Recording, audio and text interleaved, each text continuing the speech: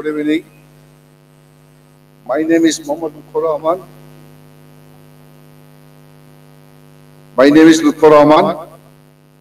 I came from Bangladesh. My topic is impact of redundant workers on tea industry of Bangladesh. This is my topic.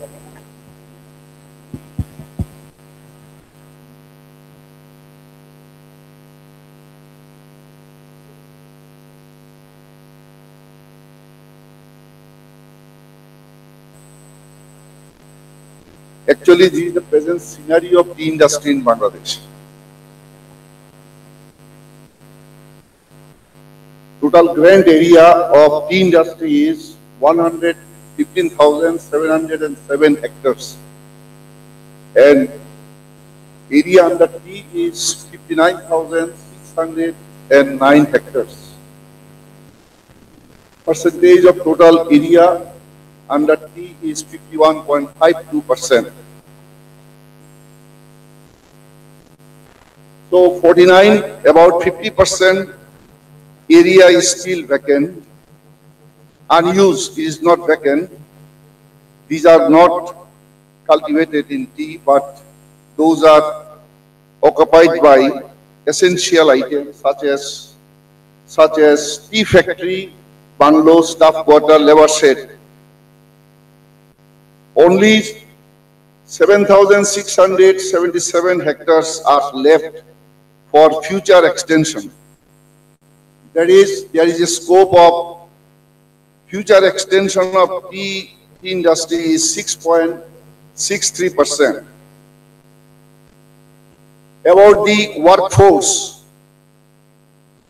total permanent workforce is 100,843.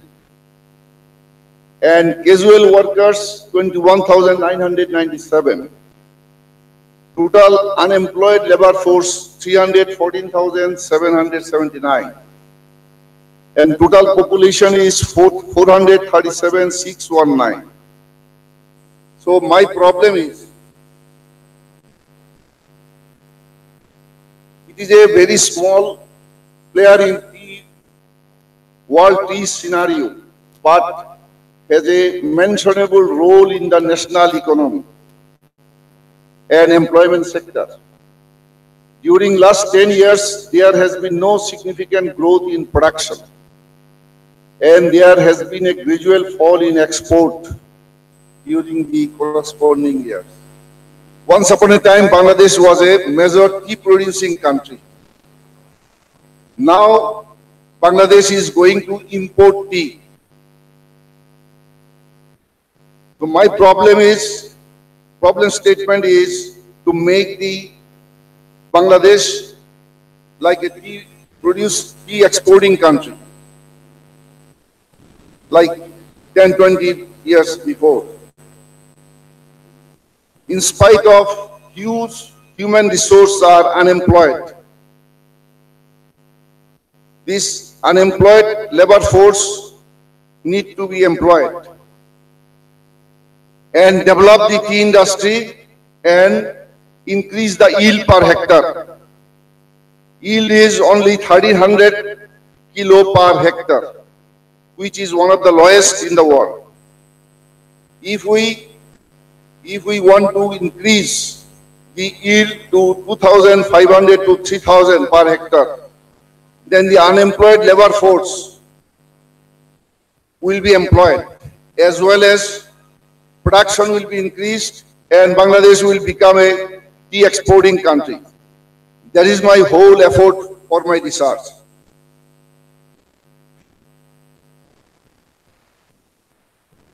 Another problem statement is most important factor that affects the labor productivity in tea plantation is the efficiency of the worker, especially the financial and welfare facilities provided to the employees directly affected the labor productivity in tea plantation. That is, we need to increase their efficiency and welfare facilities. And in that way, their productivity will be increased.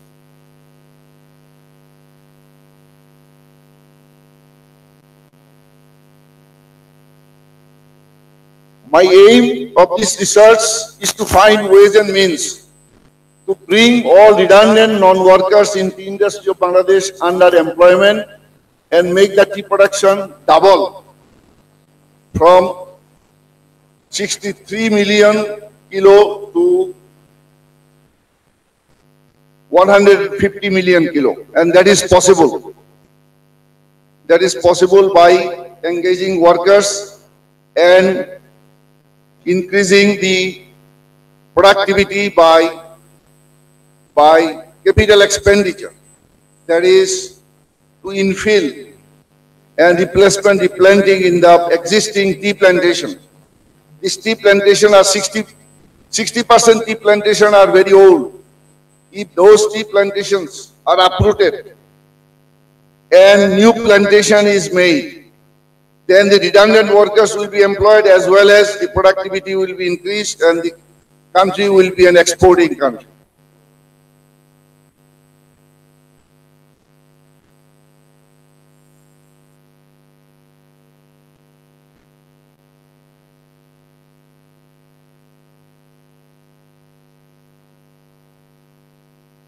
There are about 160 tea gardens in Bangladesh. 21 tea gardens are from Starling tea companies and 139 tea gardens are Bangladeshi ownership. So, yield per hectare are both the companies are same, around 1300 kg per hectare, which is one of the lowest in the world. This is the scenario. There are 40 districts in Bangladesh. This yellow one is this grand area and the red bar is the tea area. Total grand area. Government has given the land and against which tea has been cultivated. About 50%. Rest of the 50% is used for another. But thing is that, interesting thing is that this red bar, which is 50% of utilization, it is still, there are a lot of efforts can be done to increase within this limited area because there are a lot of vacancies. These vacancies has to be infilled and the old area has to be uprooted and new plantation is given, then productivity will be increased. The redundant workforce can be utilized.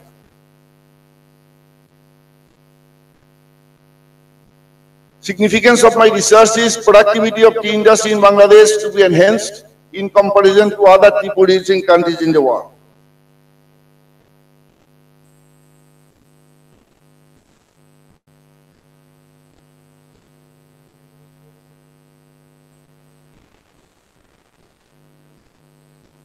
This is a gap between present condition and what we need to do.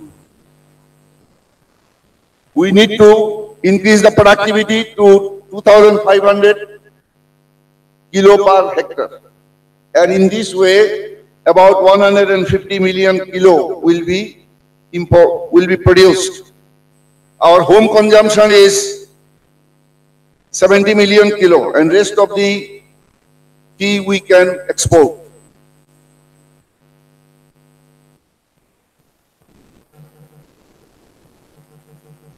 A total of 314,779 workforce are unemployed. Amongst these, there are minor and major, that is aged people and minor people. If we exclude the minor people, then 148,501.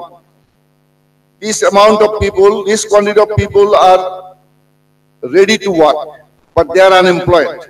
My problem is to engage all these people and engage them in development work, that is capital work. And companies, they will have to invest in capital budgeting.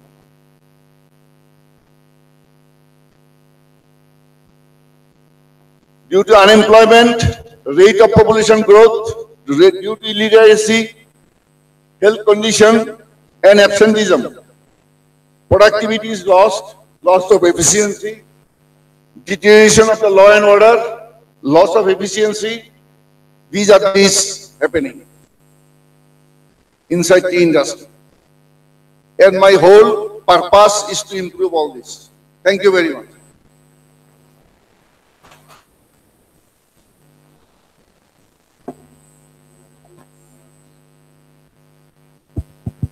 Okay, is there any comments or question you want to ask? Anybody have an opinion? Okay, I'll pose a question. Yeah. This is from Bangladesh Tea Board. It's a government agency. And Bangladesh Tea Association. This is the owner's platform.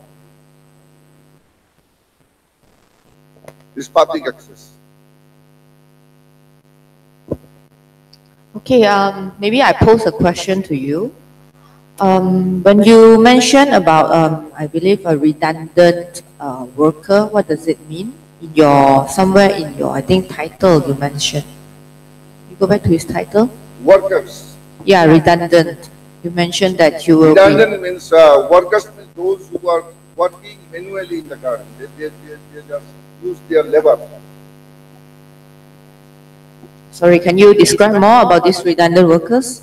Actually, in the tea garden, workers are working in the landscape, in the plantation, making nursery, then preparation of the field, and planting the tea, and tea picking, tea plucking. These are the major work in the tea. And development of the land. Okay, so you mentioned that your sample will be drawn by 28 tea estates. So this will be done using, is it a qualitative or quantitative research? I will do qualitative, quantitative research, quantitative research. So, numerical value. So what is the sample size that you are taking? Because you mentioned that you will be drawing only 28 tea estates. Are you going to do a questionnaire? Out of 163 tea gardens, 163 tea gardens, tea estates, I'll select 28 tea estates and do the quantitative research. So is this through a questionnaire? Yes. So this is a progress update. So do you have the questionnaire? Is it ready? Yes, questionnaire is ready. Yeah. So have you run any preliminary tests using your questionnaire?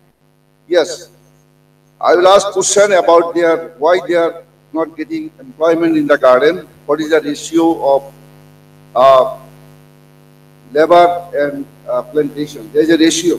Management cannot increase the workers without maintaining the ratio. There is one acre of land is one worker. In that ratio, management will keep the employees, that is workers. They cannot engage more workers, provided they will do the capital works, capital budgeting, that is development work, then they can increase it. Because about 30% of the area, present area is old, 60 years old.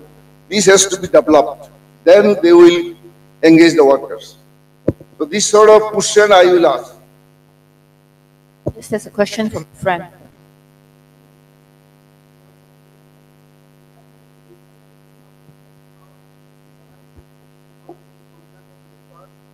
Like for example, the sampling method, the procedure, all that.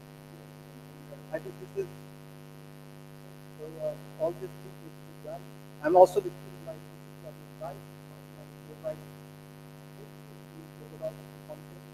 My concept is more specific, more organized. So I would just give you the same suggestion. It would be very good to understand your objective. But within the objective, you must have a goal, you must have objective, research question.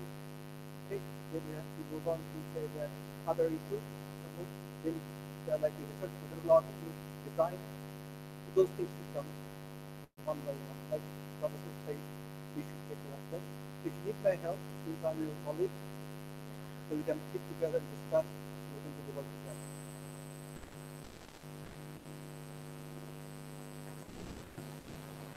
Okay, thank you.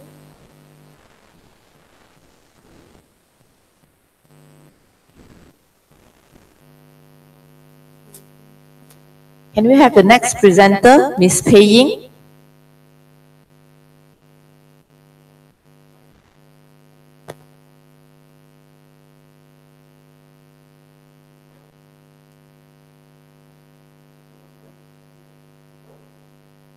Mr. Yao Chun-Woon, Ms. Yao Chun-Woon, can you please load your slides?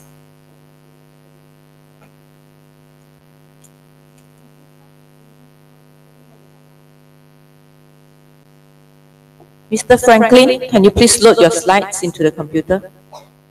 Sorry for the short delay. So if any of you feel free to have some biscuits or teas. Okay, we're trying to load the slides.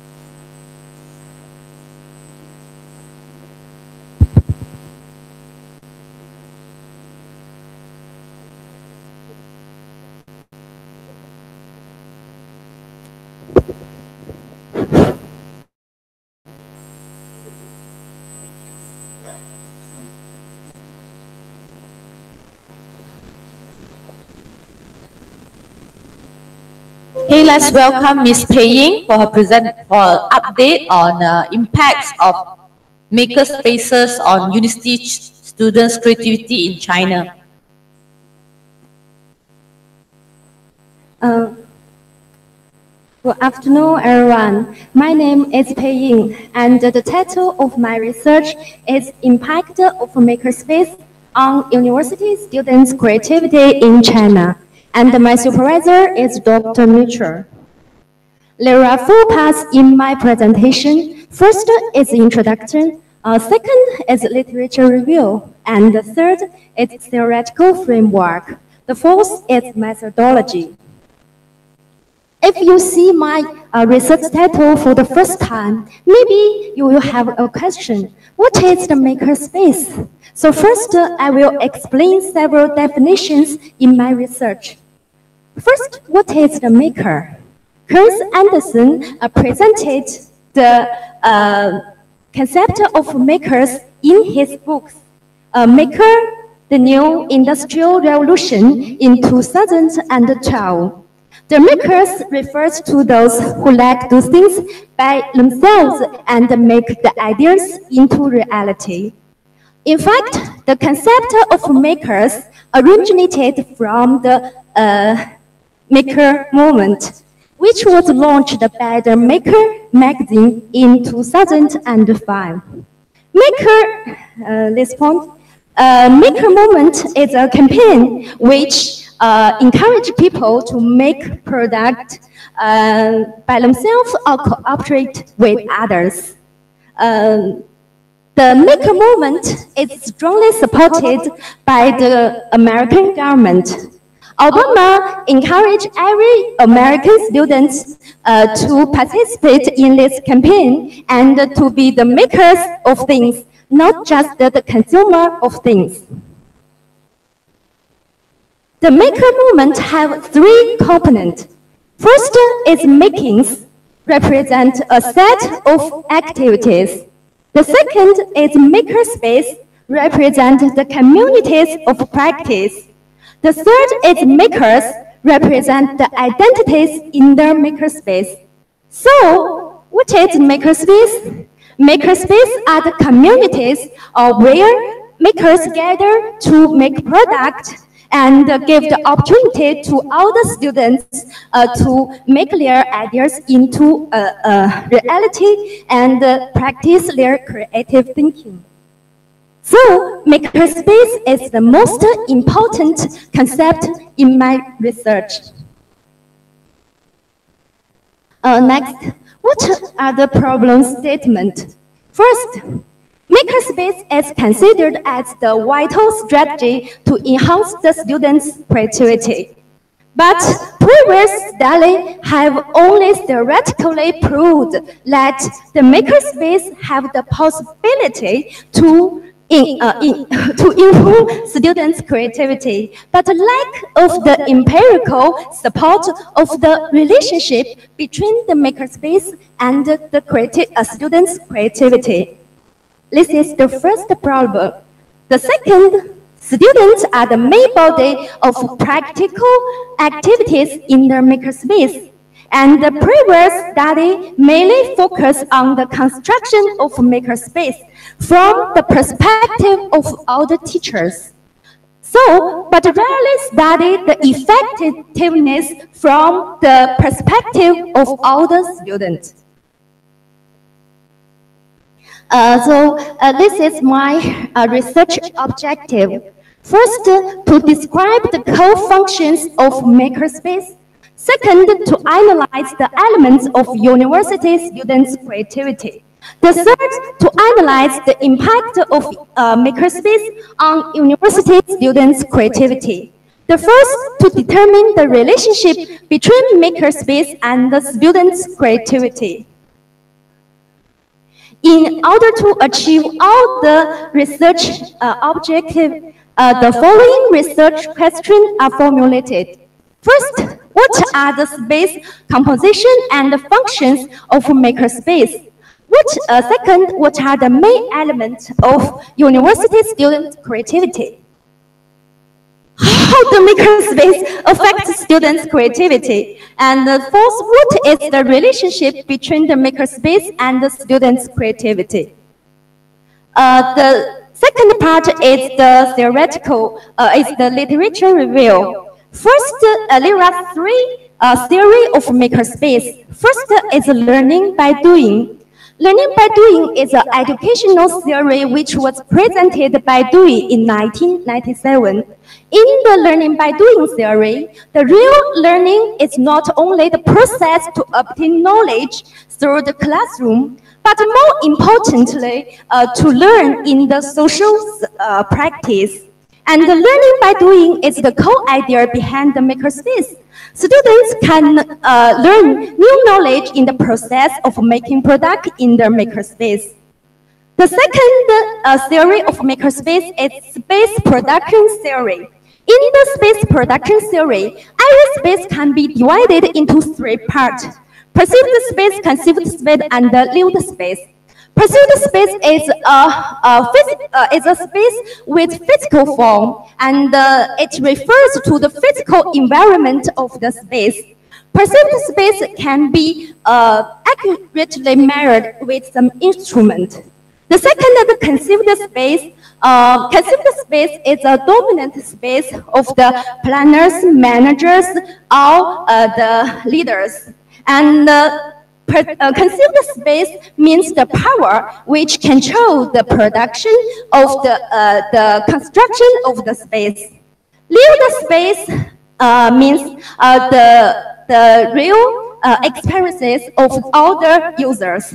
So in makerspace, the perceived space refers to the physical environment. And the conceived space means the teaching model. And the lived space means the real learning experiences. The third theory is the constructionism theory. The constructionism theory was presented by the paper in 1980. And in the construction theory, constructionism emphasized the importance of collaboration and the situational teaching, which are the main characteristics of the makerspace. There are a lot of creativity theory, for example, the compositional theory, the investment theory. Based on the above theory, creativity is the ability to produce new ideas or something original and useful. Most studies suggest that creativity consists of the core component: creative thinking, creative personality, and creative practice. This part is my theoretical framework. In my theoretical framework,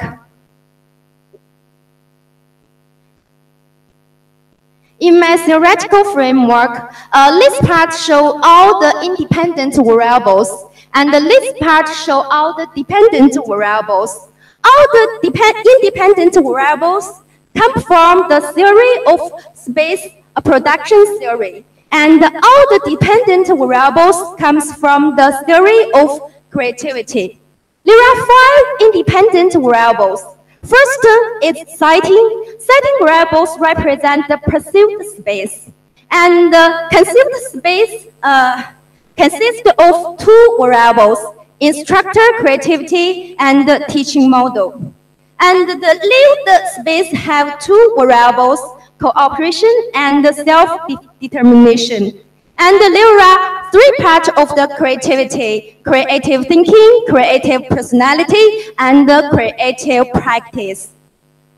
Based on this theoretical framework, there are 15 hypotheses between all the independent variables and the dependent variables. This research supposes every independent variable has the positive effect on each dependent variable. So 5 independent variables and 3 dependent variables, so there are 15 hypotheses. This paper will adopt the quantitative research method to confirm the 15 hypotheses formulated in the theoretical framework. And first, the measurement index system of makerspace and the creativity are analyzed. Then, a final survey questionnaire based on this index system is designed. The questionnaire employs 5-point Likert scale to measure the attitude of all the respondents. This table shows the 5-point Likert scale. This table shows the measurement of all the variables.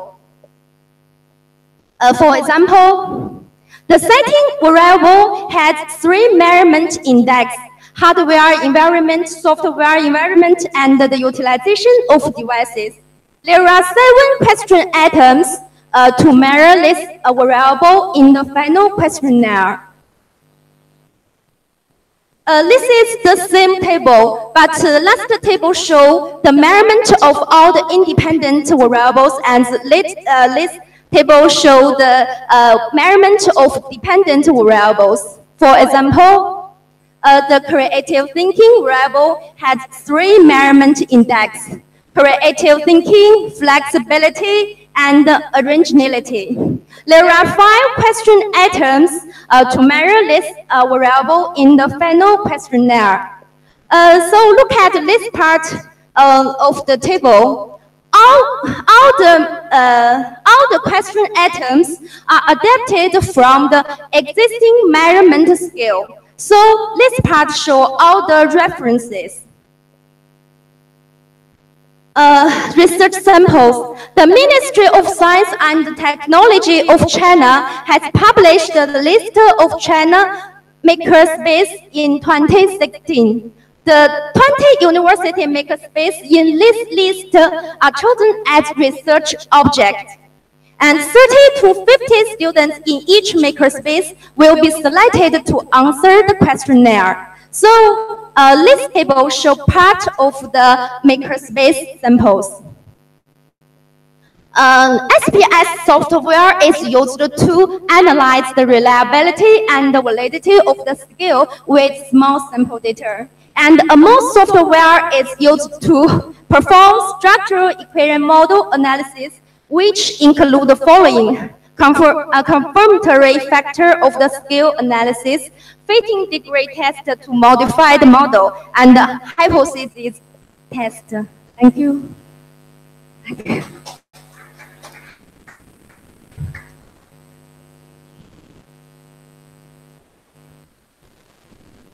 Thank you, Ms. Pei Ying. So we open the question and answer session. Is there any comments from the floor about Pei Ying's research?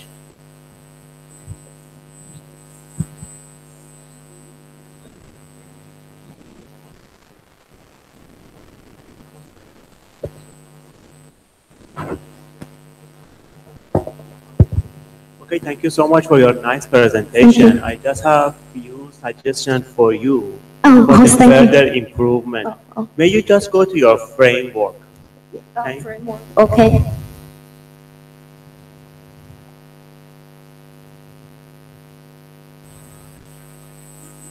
Okay. Over here, in the next one. Yes. Over here, you have 15 hypotheses. Yes. And when you have a long list of hypotheses, it can give a little bit wrong perception in future to your examiner that you were not sure about the exact area that you wanted to focus. Yeah. That's why you put everything in and you hope for some gain out of it. So it's better you discuss with your supervisor and find the major area that you want to focus rather than having 15 hypotheses, which literally is very difficult for you. You will see when you want to run this analysis by AMS or a structural equation modeling, there will be lots of multicollinearity and lots of technical issues that you will face. Okay, thank you, sir. Thank you.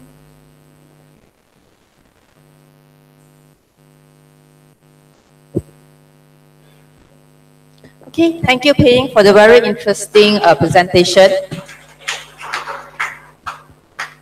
Okay, today we are very joyful and glad to have our beloved chairman together with us.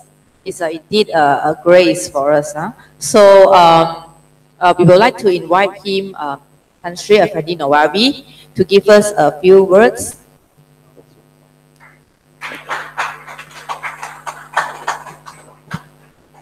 Firstly, let me tell you I'm a great admiration for each and every individual in this room. There are what, 60 of you, 70 of you doing PhDs in this room? All of you doing your PhDs, right? I personally have great admiration for people when they choose something in their life, whatever area they choose in, whatever field you choose, you select, you take it to the highest level. That's what you are all doing.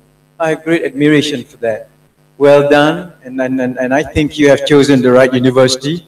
This is the greatest university, the best university for you to pursue your PhD. You have the best faculty, you have the best environment, and I think this is a wonderful opportunity for you, the colloquium, to hear some of the best from the industry in the areas that that's relevant to you.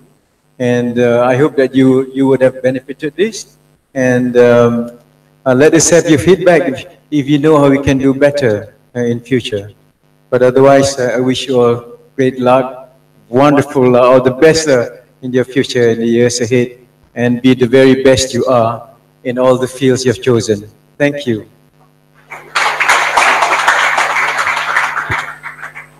Thank you, Tan Sri. Despite, we have not given him any notice, advice that we are going to get Tan Sri here to be with you today, but he took up and then he gave an address here.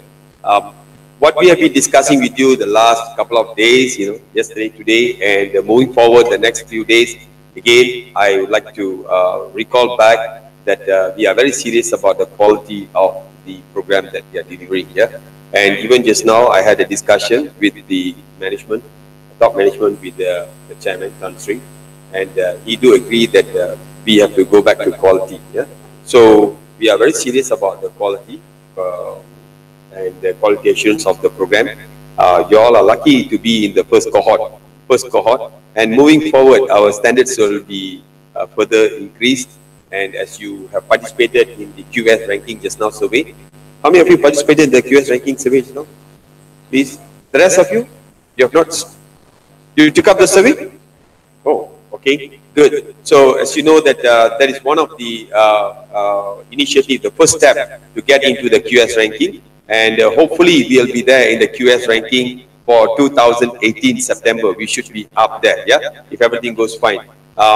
So with that, thank you very much, Tan Sri, for continuously giving us the guidance and upholding to the mission of the initial mission of Malaysia University of Science and Technology, that is to deliver cutting-edge research technology to the community.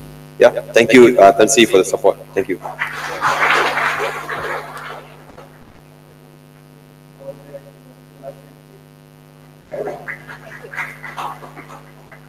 Okay, so now we will be taking a break for 30 minutes break, so you can have some tea or some light meals, and we will adjourn at 3:30.